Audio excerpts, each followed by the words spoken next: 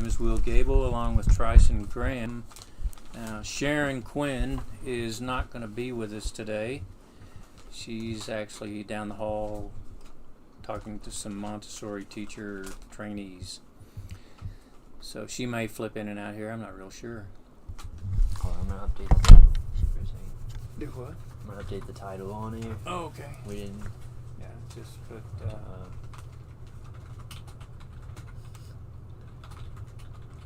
Anyway, Tryson is our tech person. Really lucky to have him. Get all this going on here today. We kind of wanted to step off into another realm here, even though it's aligned with what we were talking about last week. Mainly in the realm of a lot of the confusion and violence and stuff that's going on within the country. It's really a very precarious situation here for most people these days. So what we wanted to do today was just talk a little bit more about maybe how to help people handle these violent energies and stay in a very centered, grounded, and potentially effective place, which is one of the things that we want to introduce here. Is I've been in Aikido and martial arts for about 40 years, and so we wanted to present some of the principles and ideas that will potentially help you to keep yourself in a more centered place, more harmonious place, a less overreactive place for yourself. We're not necessarily going to show you any techniques potentially, but we're going to talk about what you can do to stay in this context of the Maslow pyramid that we've been talking about here, to get yourself into a better place to deal with these energies that are out there, because basically there's a lot of unknowns. A lot of the situations in the cities and stuff have been extremely violent. People don't know what to do, and all these people that want to, defund the police. We live in Oklahoma City area here, Oklahoma. That's not happening here.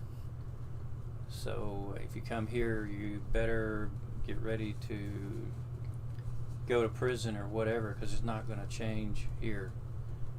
We just don't have that type of mentality. Anyway, we were talking last week about the different levels here of physiological attainment, safety, love, self-esteem, and then self-actualization. And this is kind of what Sharon's SelfGnosis approach to everything, through self-inquiry. We're finding out our resistances, our misunderstandings internally for who we are, what we want to do. And so a lot of the Maslow pyramid here, to me, over the years, I read this back in 1973. He put out a new edition at that point. And a lot of it gets down to, you get past all of these arenas here that you think that you have to do. The human being has to, have 5 kids, or you have to go to a university, and You've got these goals, which is great, Then one day you wake up and you don't know why you did what you did.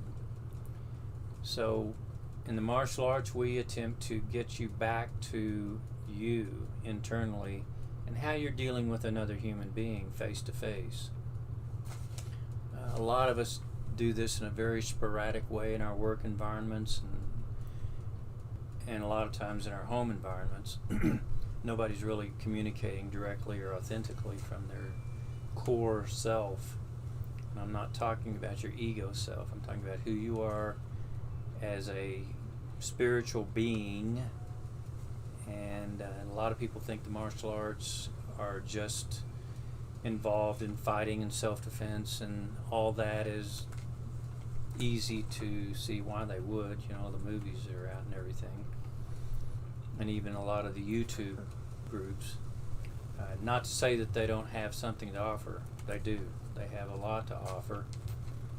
Really, it depends on you and what you need, and to help you bring about your own better internal equilibrium, better centeredness, how you think about yourself. And one of the main components we deal with in Aikido is how to become more aware of ourselves, aware of our environment, and be aware of that we are a high level awareness. So we don't put ourselves in situations that we really don't want to be in. We're listening internally to our intuition.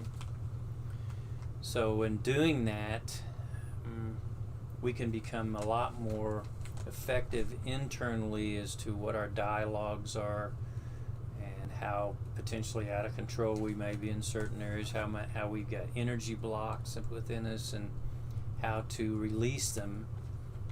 And in the art of Aikido, we are always touching someone, we're always facing someone, we have to look at them in the eyes. All these are principles.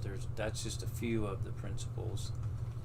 I'll give you a little brief history. Mr. Ueshiba, who developed Aikido from a high-level warrior art, Daitoru Jutsu and Aiki Jiu-Jitsu, they were actually a series of arts that were developed in the samurai. Takeda Sensei, Sokaku Takeda, who was Mr. Ueshiba's one of his main teachers, was one of the last of those lineages of the warrior arts that came off the samurai warrior fields.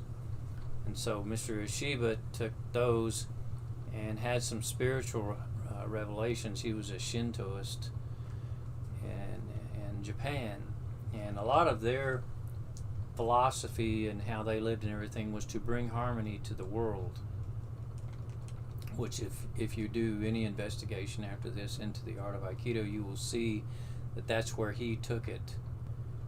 He was a devout, harmonizing aspect to the whole martial arts world. In fact, his world name was O Sensei, which meant great sensei. He had numerous challenges from people all over the world, and everyone was defeated. And these included high-level warriors. He was challenged sword-wise, everything. No one could ever defeat him, because in harmonizing, using, we'll call it the balance of yin-yang, he was able to harmonize with the person's energy to the point that he was them.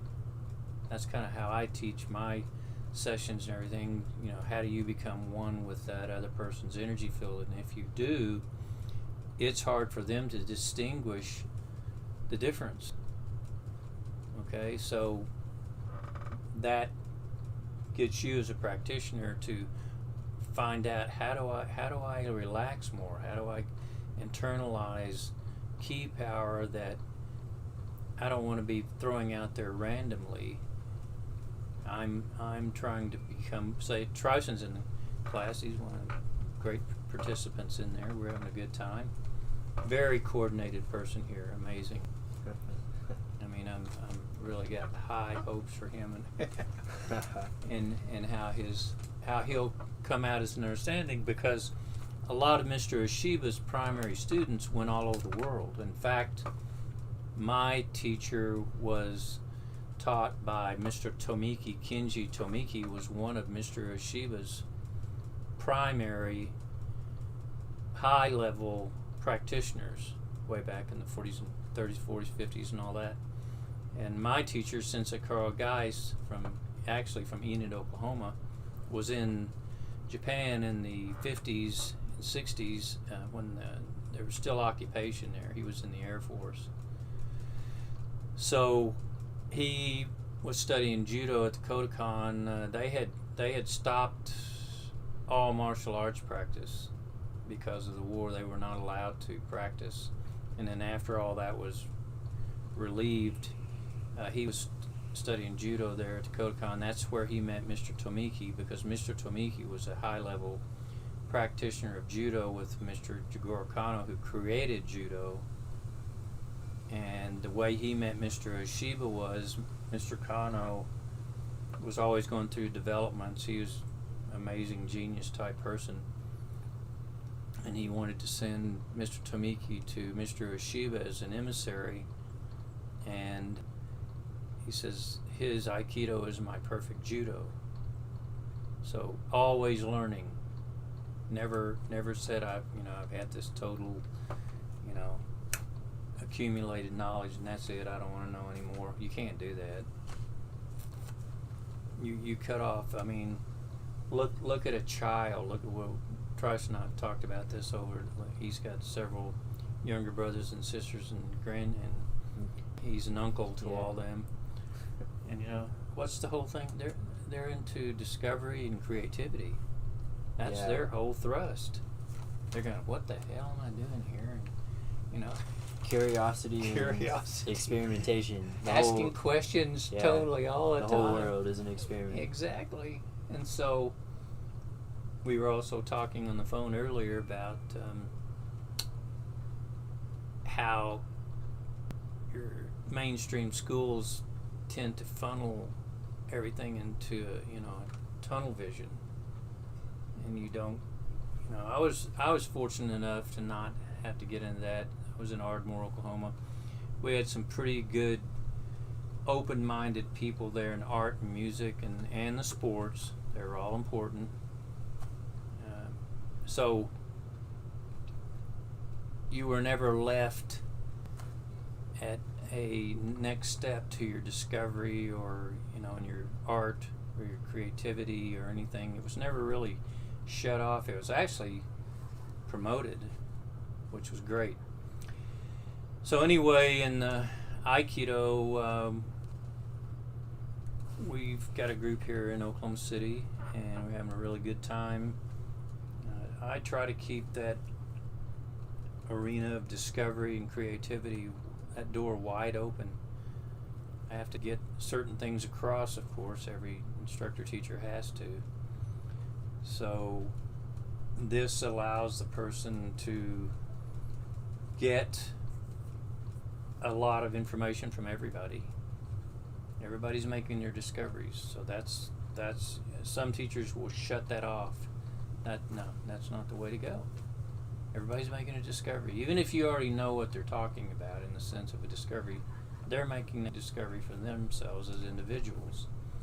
So this brings about more confidence within themselves and keeps the curiosity thing going and fuels the fire of the discovery, which is extremely important. So this is what Sharon's pretty much doing with SelfGnosis. We're just using the Maslow pyramid here again like we did last week to show that you're going to get up to these points of pinnacle accomplishments in your life, self-actualization. There may be numerous, there's not necessarily one. And then where are you going to go from there? Because a lot of people that become billionaires and all that stuff, some of them have it's an unusual trait. They just keep going and going and going, and some of them they just don't know where to go next. So what we're talking about is kind of akin to meditation and moving beyond in the yogic ideas to go beyond just the mind. What is the essence of the person? The mind is a tool. So it can be, you can express creativity through it. It has that receptivity ability, but I think everybody that's been to a spiritual bent is wanting to look beyond it, the mind. It's a great creative tool. It's a conceptual machine, but you can get caught up in concepts. Yeah. And their limitation, right? Yeah, limitation and even the patterns of habit. Oh, habitual. Your mind is subject to habit as well, and so it can even get caught in that loop of trigger and triggers a thought and perform the action. Well, yeah, it's a big and the cycle, repetition, and feedback. You copy and oh, this is who Yeah, I'm this repetition. Now everyday repetition, and so to do what Sharon's kind of talking about and what I've been into in the meditation is you got to step out beyond that habit. I mean, it's all into the thing of if you want to change, you somewhat have to give up some of the stuff that you've been doing for, well, for me, 70 years. Yeah, 30. It's 30, yeah, 30 okay. years. But really, this 25. is great. I mean, 30. I mean, he's going inside, looking at what's going on. He's either content with it or he isn't. So this the art that we study, and we have 3 arts: Judo and Jodo, which is the art of the stick. Fortunately, we had a teacher that saw that the principles or the hierarchical governing focus of how you actually actuate this art were all the same. Our Judo is our Aikido, our Aikido is our Judo, and our Jodo, the art of the stick, is based in the same principles. So in that way, you don't confuse the subconscious and its learning capacity. Your principles all remain the same. So in doing that, we were fortunate you can learn really fast, which is what a lot of people want these days. They want an app. And let me plug that app in here. Okay, it's all in there. Okay. Yeah, download your information. The internet. Exactly. Yeah. Instant gratification. Okay, there you go. See, yeah, this makes guy's learning a lot 30 more. years old and he's talking about this stuff. This is great. Yeah, it's affected me a lot because internet, TV, supermarkets, sugar, and fast food are all things that offer instant, immediate gratification. There you go. And all things that detract from real, long-term learning and benefit.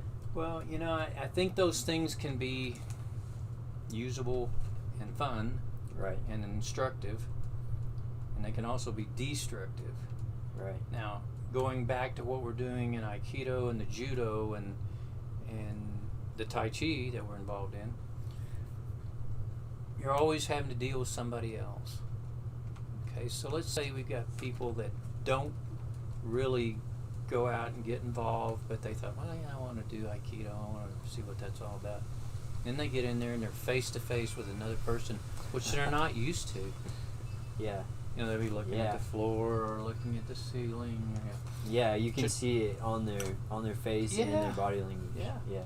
So it's really interesting to see people come in. Now, see, Trison's not that way. He's been a fantastic wrestler his whole life.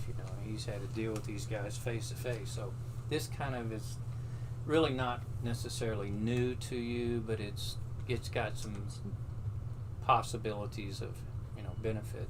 Yeah. So when you get people in there that haven't been into anything, they get in there, and it's really interesting to watch the process in the sense of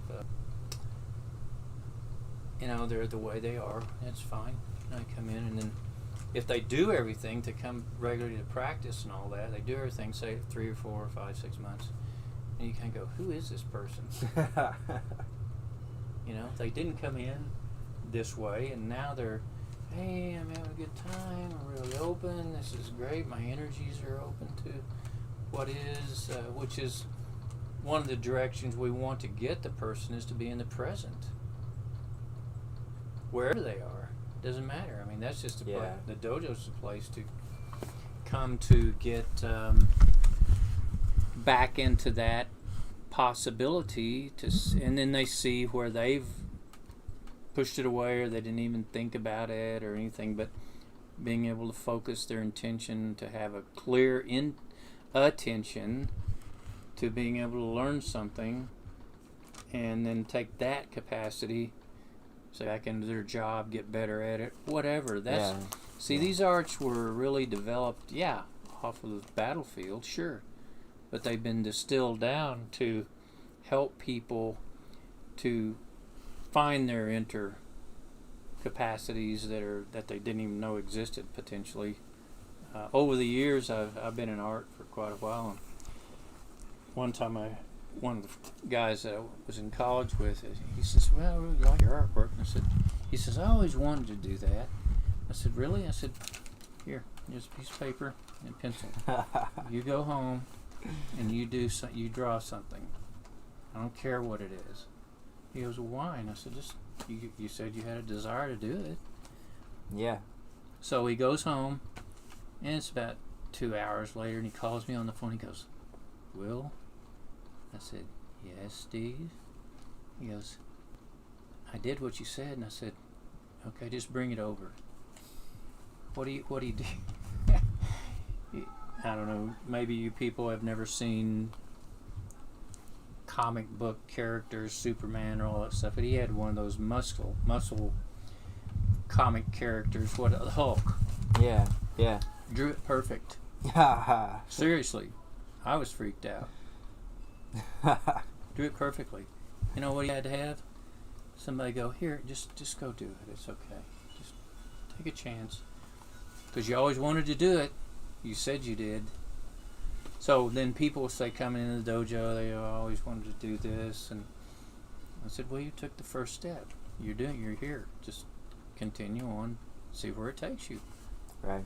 Because it's not all about going out and killing people and, being able to defeat the gorilla on the mountain or whatever. It's what are you developing internally as a person? How it's a change art. You're able to change, and that's what I'm saying about people been in there 4, 5, 6 months, and they come back in and I said, who is this person? They're not even close to who they were when they walked in the door the first time. So they've allowed change through principle. Now, some of the main principles of Mr. Oshiba were non-resistance, non-harm, and non-conflict. Now, those are pretty idealistic principles right there. If you just contemplated those right now, just think non-resistance, non-harm, and non-conflict, what would you have?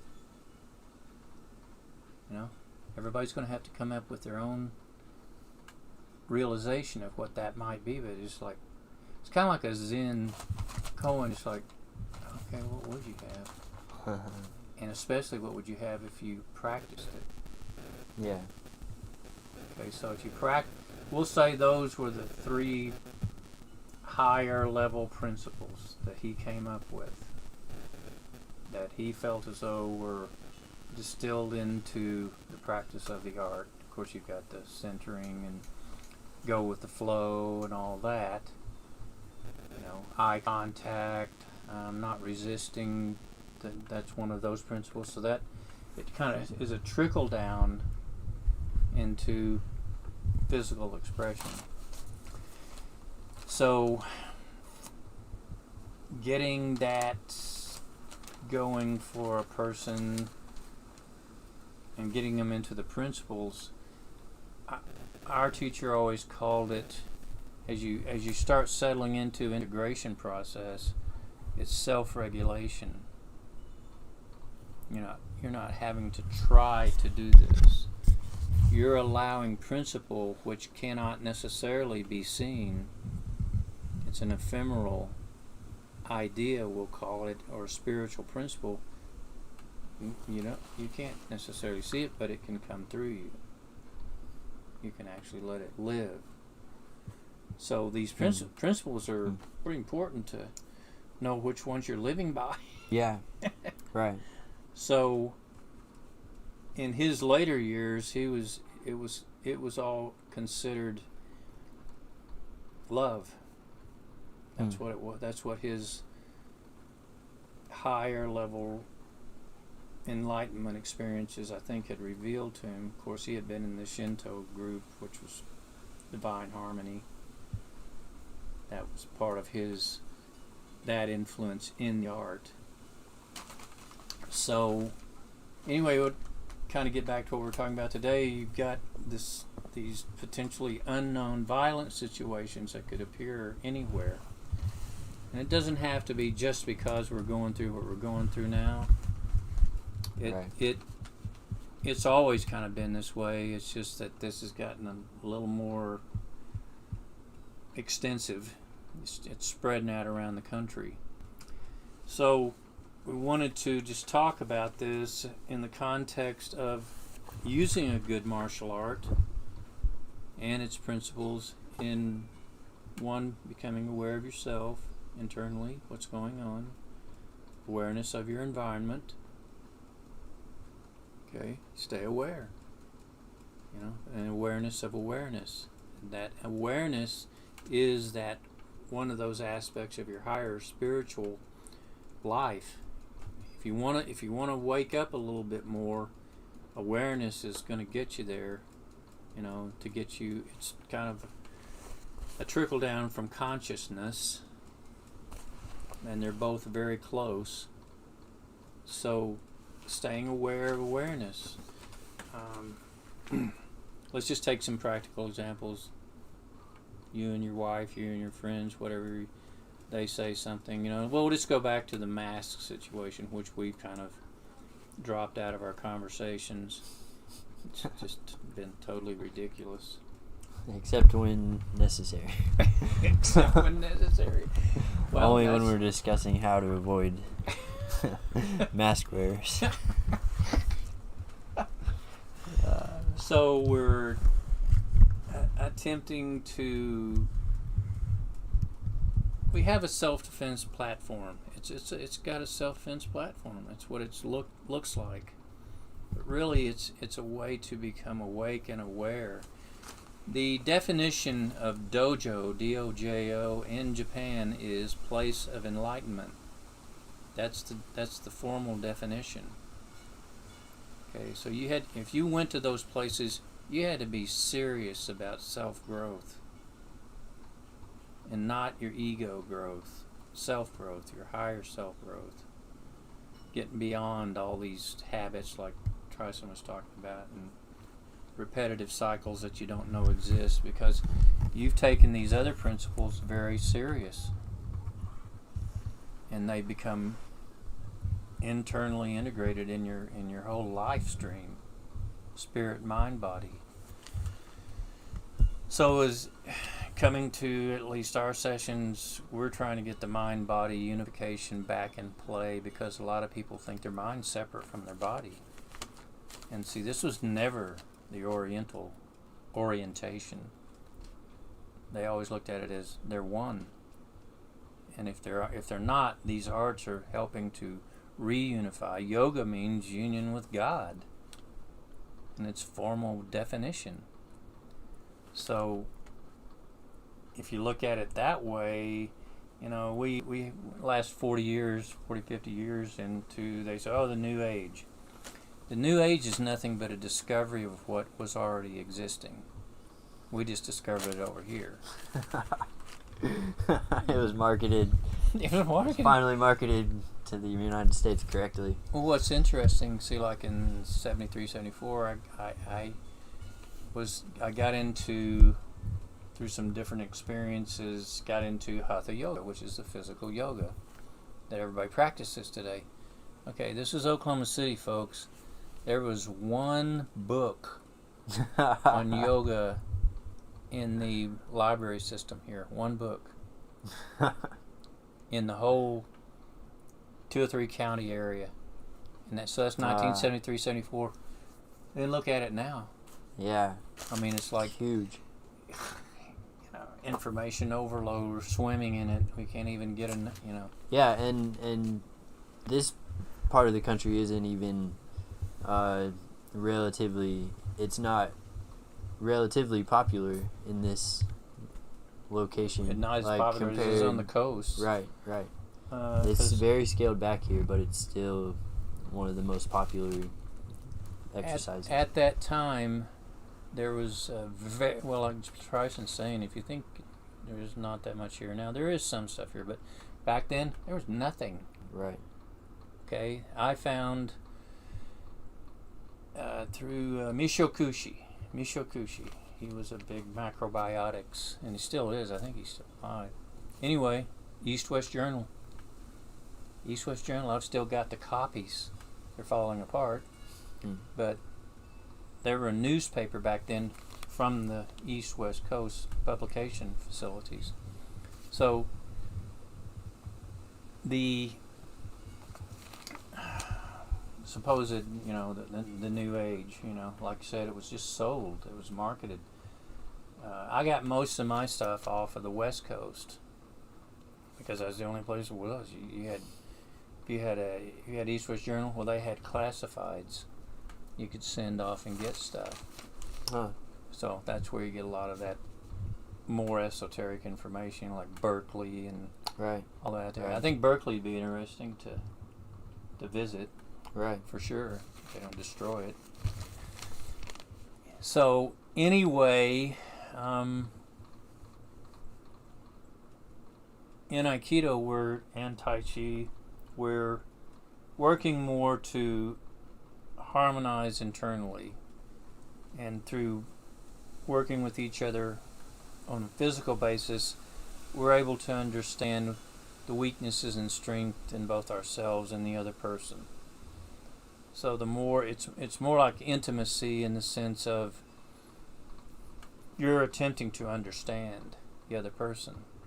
Now, a lot of this violence and stuff out here, honestly, there's a lot of confusion. There's a lot of manipulation by powers that be, and they're causing some people to die, a lot of businesses to be destroyed. So,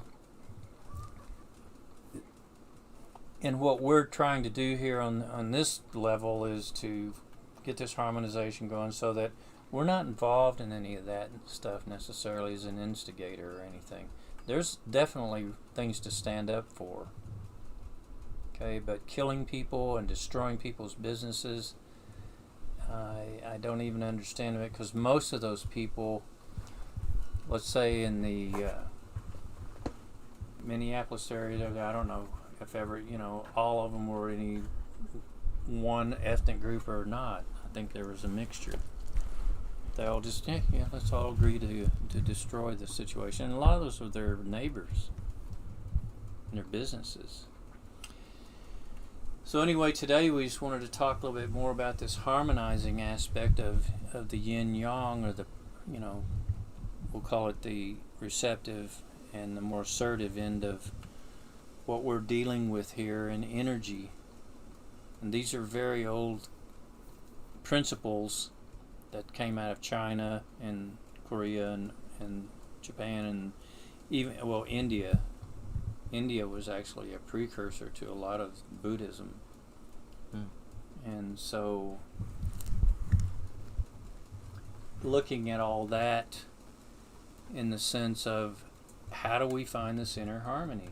How do we do this? Well, really, when we find out that the other person isn't hardly any different than us, and that they're moved by the same source energy field that we are, then we start having these epiphanies, and more like Satori's we're moving on in these other realms of understanding, and that's where your spirituality comes in. It's not just your mind, it's moving maybe through the mind as a receptacle and being expressed verbally or written or whatever, like Sharon's done with her books. We've been together a long time. Those books were just like one big giant light bulb, and they just, she's got 3 books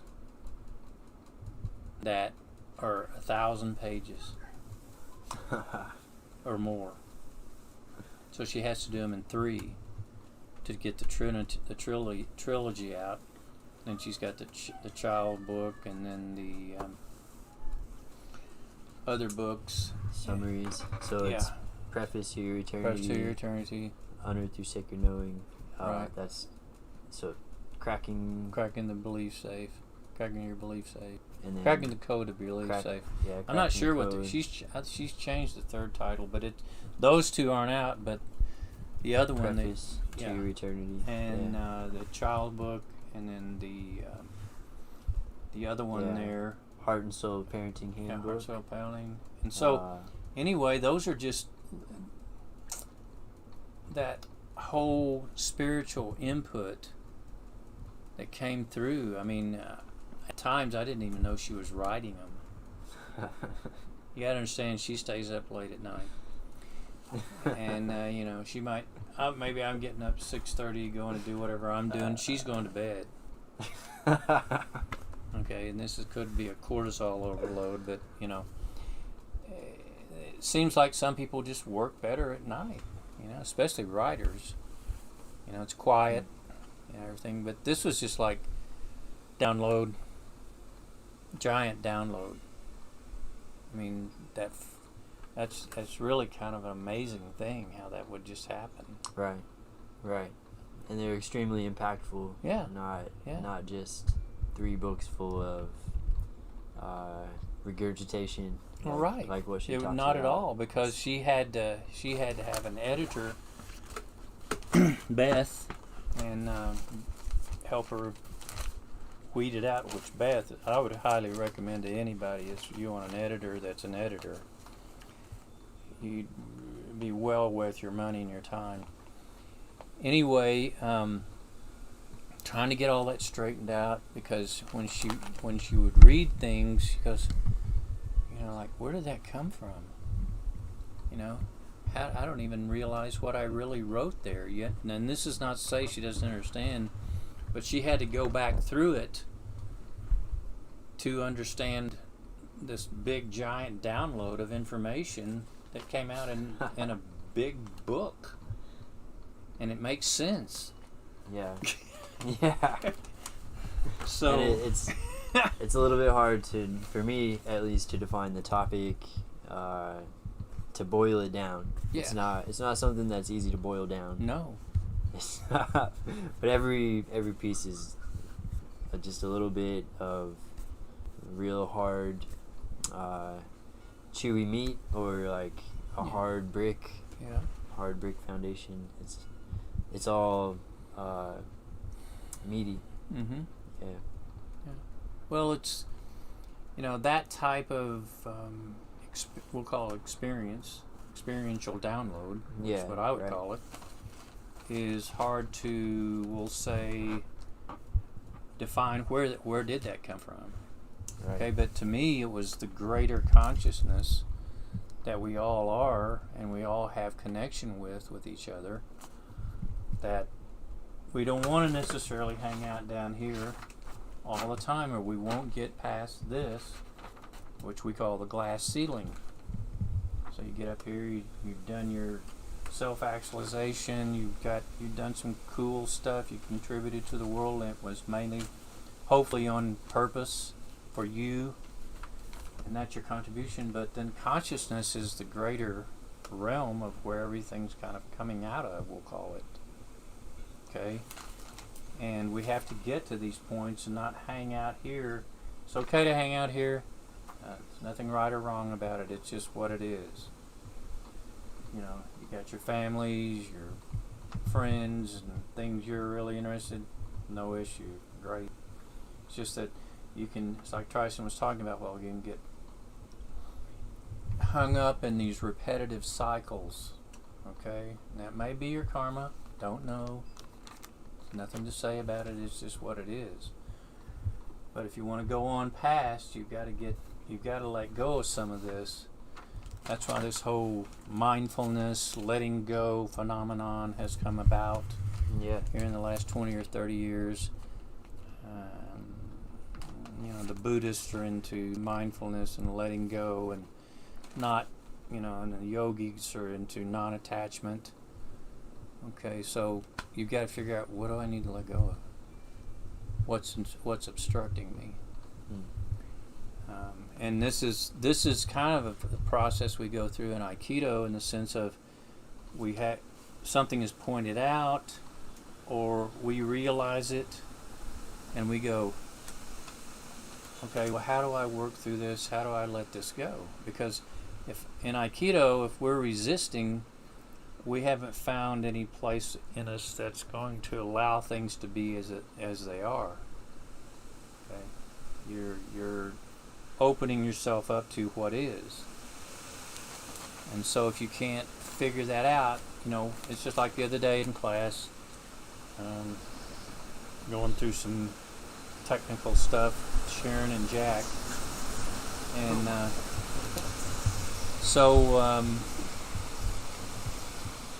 it's kind of like you break it down so that people can understand it and get it on their level of understanding.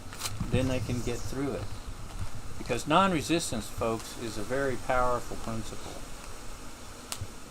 Yeah, and you don't mean that in the way of pacifist. No, not at all. Not at all. It's more like we'll do things in a static way. That was a very good question. We're not doing it in a static way, but we can depict things in a static, blocked-in way, so that then all of a sudden it all becomes clear and there's a flow to the whole thing. So, that's not any different than the other building block idea. Right. You have to kind of have to use the mind conceptually so you can get into the flow of the spirit. Okay, because you're going to let go of it. If you're going to get into non-resistance to anything, you better get ready for a real dynamic ride, because it's not.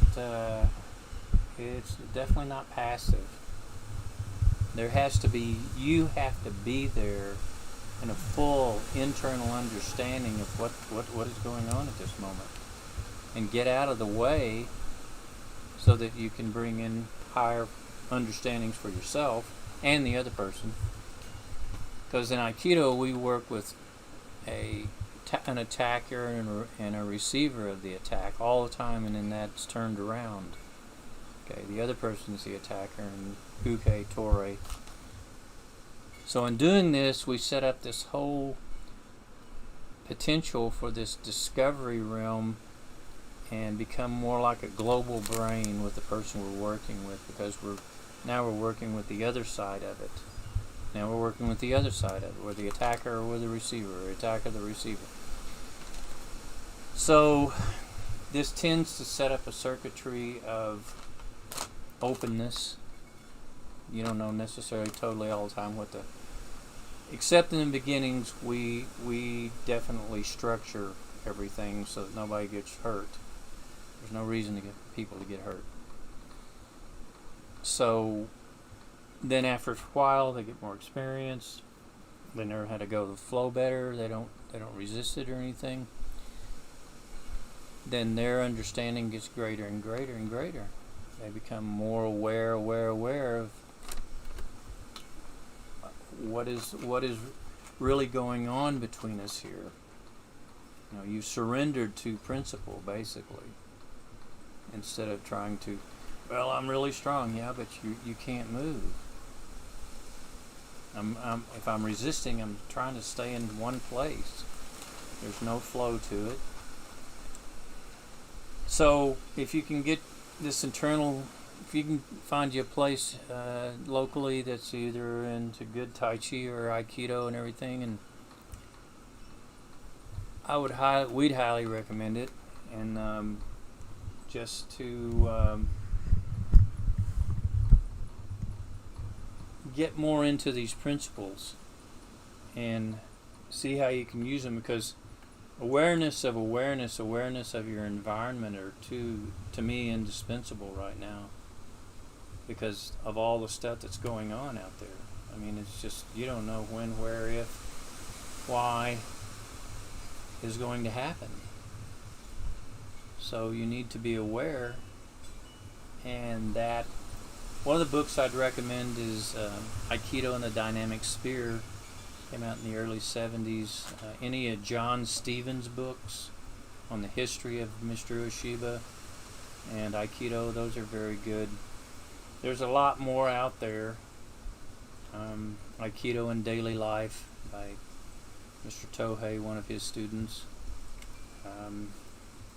There's a lot on the market, and it could help you to start looking at this whole situation we've got going different, because we need to be able to adapt and be flexible and go with the flow in situations. We had some military friends that actually went up to, I think it was Oregon or whatever. They were going to see what's going up there and all this Antifa stuff. These guys were ex-military in Afghanistan and some other countries over there. I mean, they've been over there doing everything, and they went up against this crowd up there just to see what was going on. That crowd ran them down the street because they shined these giant lights in their eyes and then shot them with this stuff in their face, and they couldn't see. So they had to turn around and run the other direction. Okay, these are trained military people. Holy cow. Okay, they said this is what we experienced up here, and if they hadn't have ran, they couldn't even see where they were running. They were just running the other direction. So finally, these guys gave up on it. Point being is, here's some trained people that kind of got their rear handed to them. Sure. And that lines up with a little bit of what I've seen. The documentary about Kyle Rittenhouse, Kenosha, Wisconsin. Sure. That the great thing about that documentary is there's so much footage, video and audio, and the thing I learned is exactly how many of the protesters are armed, handguns and rifles. Sure. And how many gunshots are fired in all these protests, because they're not being reported like you would think, that if people are armed and in the streets, which they are. Yeah, exactly. As the documentary is shown, and then it gets spinned around to be he's a murderer. Right, because people don't know that there are already people with weapons in the streets. And Kyle was there defending one side, which is a right in the United States to defend yourself. Well, I think part of that is how captured the mainstream media is, and how they won't say. There's a few sites that will hit both sides of the spectrum, okay, but not that many. And yet the mainstream that hits the TV tubes, who's owned by the international corporations, is very cloistered. They're not going to tell you the truth. You know, I mean, there's a lot of incidences that have happened here in the last year or two that's just like, okay, these guys they're hiding it, then they're lying about it. Then there's a lot of hypocrisy about what they're doing, and it's like, and I don't want to get off into the political end of this at this point. But it just seems like that the left is going, you're doing something, see what they're doing, and really it's what they're doing. Right. Accuse your enemies of what you're doing. It's a great ploy. I think it was Stalin that started all that. So you accuse the enemies and get that narrative going out there, and then, hey, now it's really confused because you got cognitive dissonance about what the truth of any situation is. I don't care what the issue is. I mean, what's the truth of the situation? Yeah, we could go on and on. We could go on, man. Really? We could really blunder off into that Just room. about that. Yeah, that's. But that Kyle Rittenhouse situation, I watched the videos. Yeah, that was a great documentary. Yeah, I like that. Yeah. And the guns, the handguns carried openly and pointed at people and used against vehicles. That's a different story than if you come up against mostly peaceful protesters. Yeah, that's right. Which if any of them have a gun, you automatically think differently. Sure. And that's a thing that's been demonstrated in America for a long time, but it hasn't been used against the population at large. Well, sticking in the realm of what we were initially talking about here, it's okay to have guns, obviously. I mean, you can't even hardly find guns anymore, or ammunition. But you can go to prison if you shoot somebody. So you got to really watch what you're doing out there. Even if you get in a fight with somebody, you're both probably going to go to jail at that point. That's been the feedback from some of the guys that are in class that were county sheriffs, county deputies, and police officers I've had in there. You know, you get in a fight, you're both going to go to jail.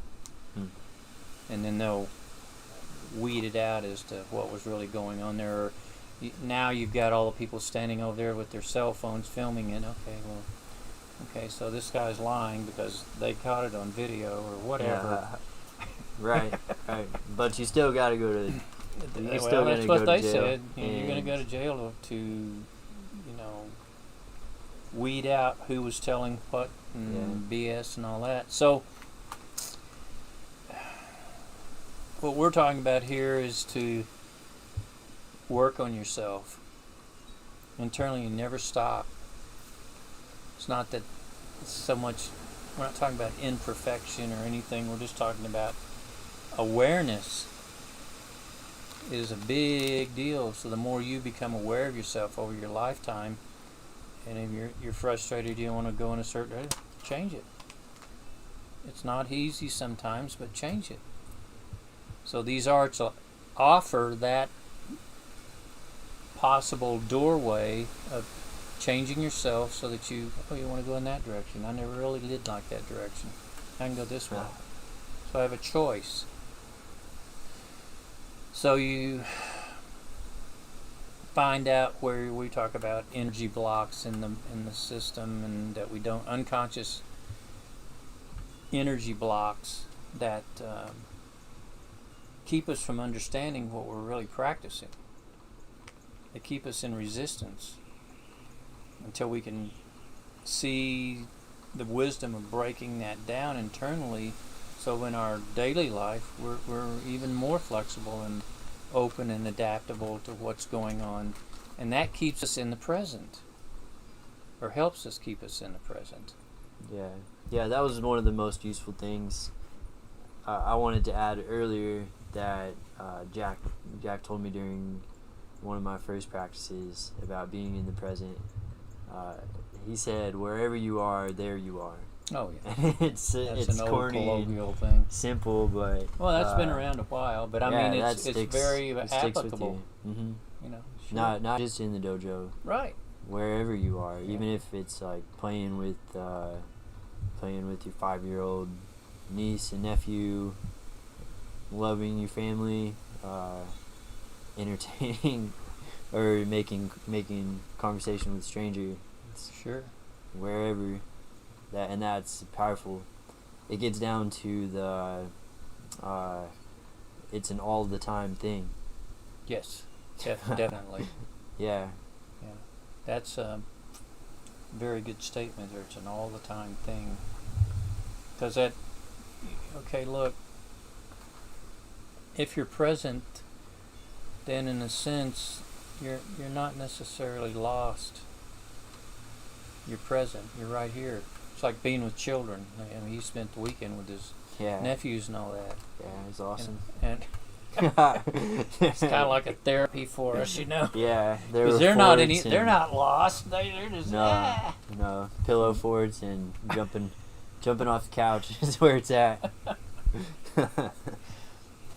So that's the blessing there of children. If you think you're off in Neverland, go sit down with a bunch of kids and play marbles or something. And they're not even trying to structure it. Okay, it's just what it is. I'm gonna be up there with Cadence, Jared Nicole's daughter, and she'll want me to come in there. We'll come in here, and I said, okay, I'm coming here. So what's in here?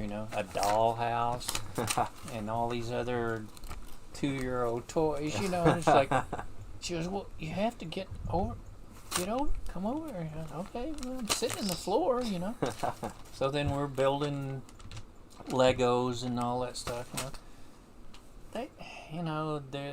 they're not structured, but they're into high-level discovery, creativity, being open, expressing themselves if they're upset. They haven't gotten into, I need to control myself. Really, they don't do that. No. I can sit here in the backyard, or we live in a pretty suburban area, and kids are everywhere, and every once in a while it's this gigantic loud scream. It's like, my God, that came out of a 4-year-old? It's hilarious. From down the block. Yeah, down a block, it's just like, it's great. So, somewhat, these arts can help us get back into that childlikeness, not childishness, in the sense of more spontaneity, more emotive expression in the moment. So, in working with each other in class and everything, we get to it's a process of revealing an exposure to each other, whether we really think about it that way or not. We're pretty open. Look, Tryson throws me around in class. I throw him around in class. We do these structured throwing routines. They get us to get out of fear levels and get us more into trusting each other. That's why we know when people are doing stuff to us, most of the time, unless there's something really going on with a practitioner, that they won't hurt somebody. Because you're open. You're pretty open. I mean, that's just the way it is, but, you got to kind of keep an eye on the whole situation. So it allows us to access these deeper levels of trust and not really wanting to hurt anybody, but being effective at what we are doing.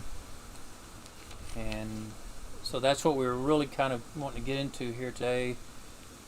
This is going to be potentially an ongoing thing here.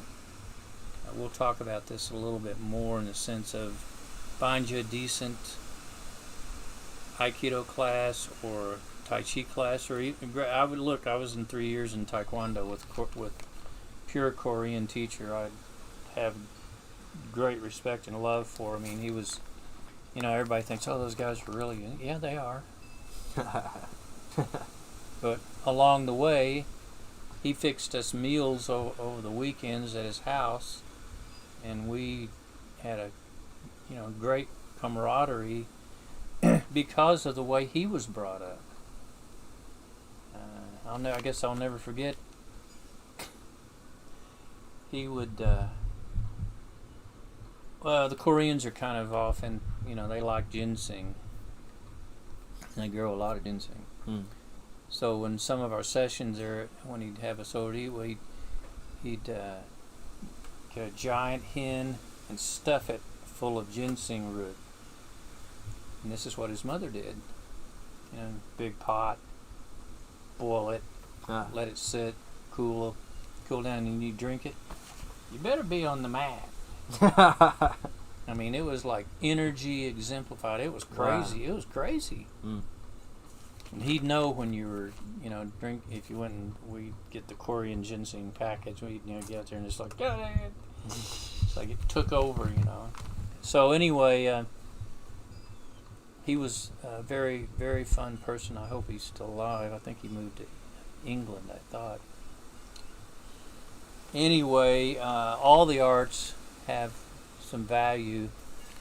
It's just that you gotta check your teachers, and they're not letting people get away with abuse or anything like that.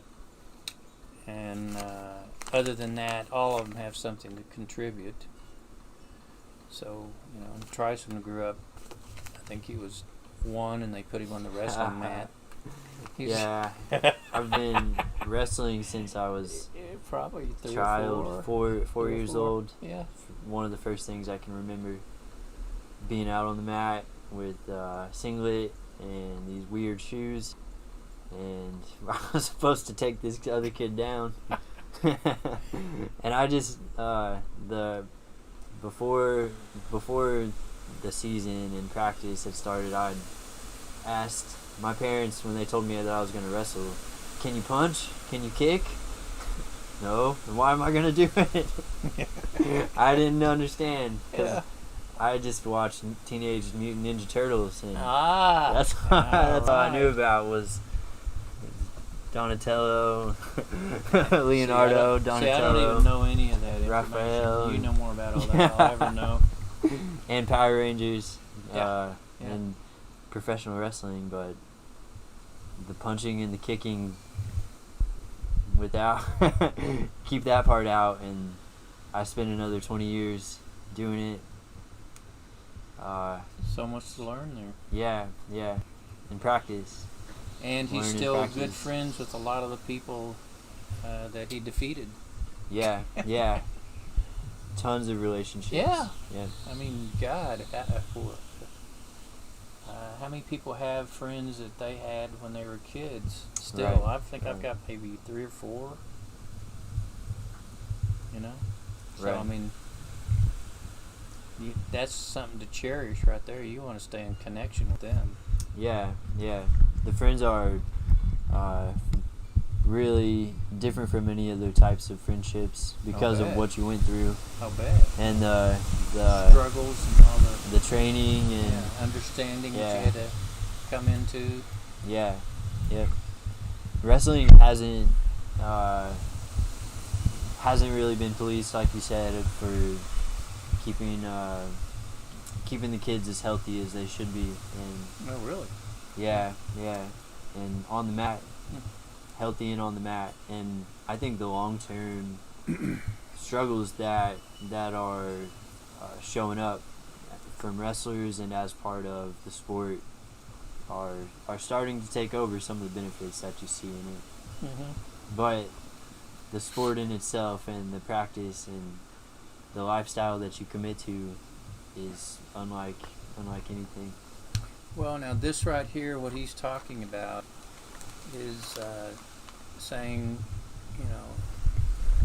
commitment to an art and the benefits that can come out beyond just doing the art. It's like what we're talking about with the Aikido. The wrestling's the same thing.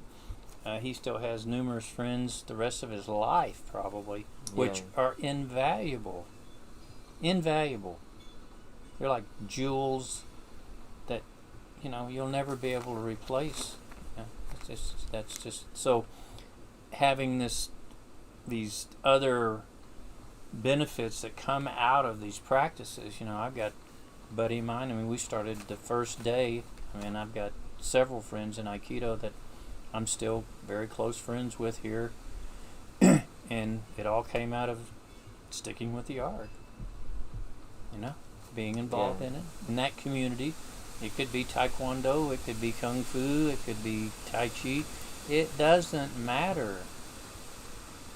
What we're kind of alluding here to is find one that you can identify with to a certain degree in what they're doing.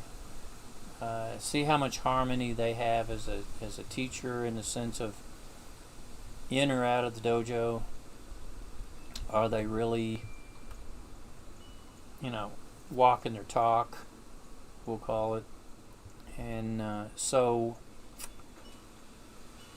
in our later shows coming up, some other shows, we might get into a little bit more some demos and stuff. All we wanted to do is kind of plant the seed of inner harmonization for you. Do not create stress for yourself. Okay? Whatever's going on out there somewhere else or whatever, don't internalize it. Look at it. See it clearly. Let it show you what it's going to show you, but don't create stress for yourself and then reflect it into your family or your friends or anything. That's not That's not being in harmony with what is, which is still we're going back to being in the present. Okay? You realize, well, that guy's been doing the... You got to catch yourself. You got to stop. What is my inner dialogue? You know?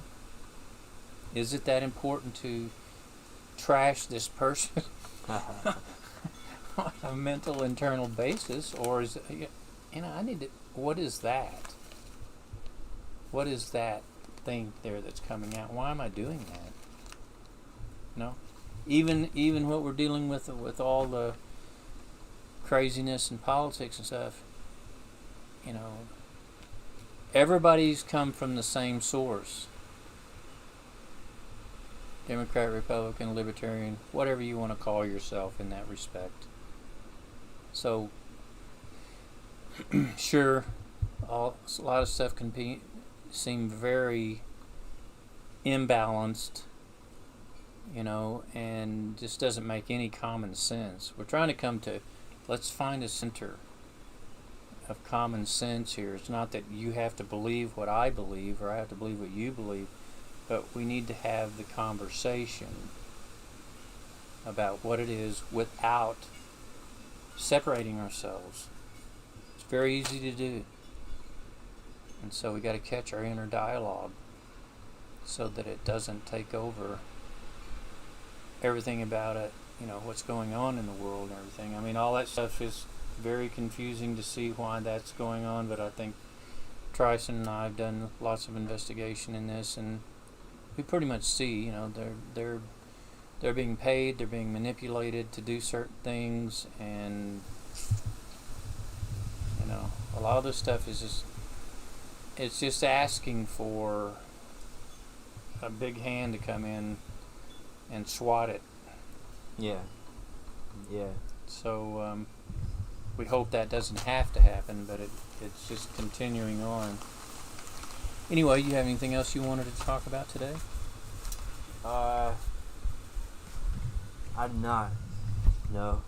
The yoga resources, how many do you think there are in the library now? Oh, shit. Well, in my library down the hall, I probably got 10 or 20, Nice. as far as, just yogic alluded books, stuff like that. Right. There's a lot of stuff that's come out that's just amazing out of the Far East, because they were around, everybody thinks Jerusalem was in Jerusalem, New York, but really Jerusalem's over. No. Really? It does. They do. It's like, man, Jerusalem isn't. Jerusalem's over there.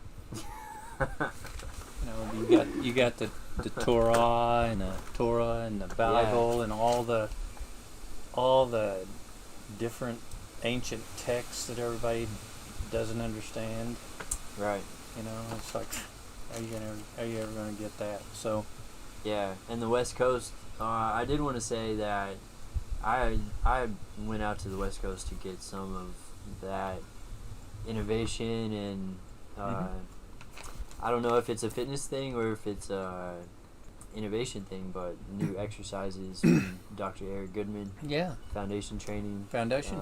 They teach out of Santa Barbara, so I went there twice to see him and hang out with them and learn these exercises that are really similar to yoga, actually, in a lot of ways, but they're anatomically different. And I would say Dr. Goodman added ergonomic spin onto it. No, he's a chiropractor, isn't he? Yes. Yeah. So you get you do the static positioning and hold like yoga, but you're concentrating on pulling on either end of the spine and flattening out those contracted intense areas. Yeah. Okay, so tell everybody the name of that again. Foundation Training, Dr. Eric Goodman. There's a streaming app, Foundation Training Streaming, that has a ton of their workouts. Really easy to get started. 15 minutes a day, that's about what I commit to my personal exercises, and it's done amazing things for me. Cool. Yeah. And what, Yeah. You're working towards being a personal trainer. and Foundation training instructor. It means a ton to me in the wrestling and combat sports community. I think a lot of people would really benefit and like doing it, and be amazed at how they feel on a regular basis afterward. I haven't really got to try any of it yet. Yeah. Hang on just very one cool. second here. We're going to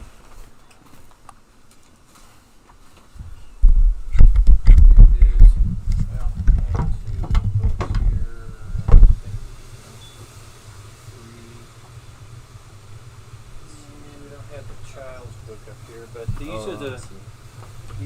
we wanted to plug Sharon's books. Hold it up there close. And Preface to Your Eternity is the first in the trilogy, so I have 2 more coming out. So her and Beth edit everything. I tell you what, this thing I watched her go through. We had an artist from Greece through Fiverr. She found him. He came up with this, and all this looks real nice and everything. It takes a lot of send it back, send it back, send it back. Yeah. So then this one was her first one, Big If in Life. And all of these books are in all your It's very cool. Barnes & Noble, all the big publication distributor stuff. And then this one here. This is this is where the Edge of Truth actually comes. Right. The Tao. Tango with the Divine. Yeah, the same guy did this cover. That went back and forth a few times. But he came out with that original base cover there. That was really cool, I thought. Yeah, that is cool. So anyway, we wanted to plug those, and she's got one. We don't have it up here right now, but one for the parenting, heart and soul of parenting, and Titus. Yeah. was the child that we used on the front of the book, so it was really cool. Cute kid on the front. Yeah, he really is. Awesome. They won yesterday. Well, she put that out so that she could help you deal with your children, because everybody's got their kids at home. Yeah. So there's a whole procedure there that's based in Montessori, and she had 5 years of experience with actually developing it. The children taught her on how to do this, and it was also based in this concept of big me, little me, the higher self and the smaller self, the ego self, which was used with the kids. So that worked out real good. Kids need to have a way to internalize and develop their own critical thinking skills and learn how to self-regulate on their own, because they're going to have to anyway, or they won't. And then they're just out of control adults or adolescents. But that book allows you to have a discipline that your child can help themselves too. Okay, go inside, stay inside, so that they can figure it out, which is what they need to do anyway. They're going to have to figure out issues later on in their life. And first, you can start them at 3 or 4. They got to jump on everything. Yeah. Anyway, really pleasure being with all of you today. Tryson and I are probably back next week doing some other show with Sharon. I don't think we're going to. I don't think she's going to be tied up. So anyway, this is the Edge of Truth Radio. We're happy to have you with us. We'll put some of the stuff on the chat, and you can keep up with some of the stuff that we've been keeping up with. So until next week, Edge of Truth. Take care. Take care. Bye.